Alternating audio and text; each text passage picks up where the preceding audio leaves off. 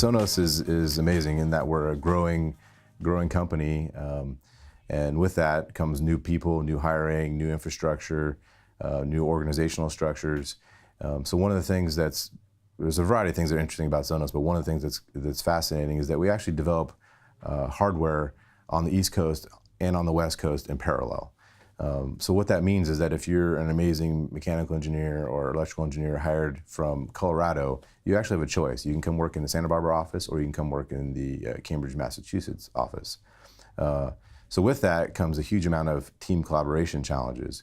We have this concept which we call the 3,000-mile long hallway, which we call an Ethernet cable. And we basically link our engineering lab in Santa Barbara to our engineering lab in Cambridge, and the team is continually communicating over this 3,000-mile long hallway. And they're doing video conferencing, they're doing collaboration, they're sharing PCB layouts or mechanical designs over video. So one of the challenges we have is really keeping those two teams in sync and aligned. So one of the things that we do is we call it the beer and sushi concept. We actually encourage people to fly to the opposite coast, go out with their team, have beer, have sushi, interact, build that relationship, because once you go back to the other coast and you need to work together and Skype and communicate over text or email, it really, really helps to know that person.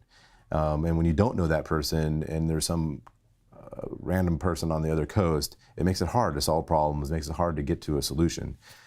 So one of the challenges we've had is really working hard on collaboration and kind of bridging that 3,000 mile long hallway. Another challenge we've had, and that I've personally been involved in a lot with, is because we're growing, our organizational structure is continually changing.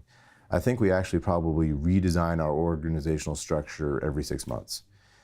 So we're continually building out not only the org structure of today, but looking and say, hey, 6 months from now, what does the org structure need to look like? What new engineers do we need? What new management do we need? And then we'll build that org structure, and then we'll start hiring and staffing to that structure. And then once we hit that, we're actually working on the next one. So not only are we working on live collaboration to make products ship and happen real time, we're also looking down the pipe and saying, hey, how does the team need to look? How do we need to be in the future?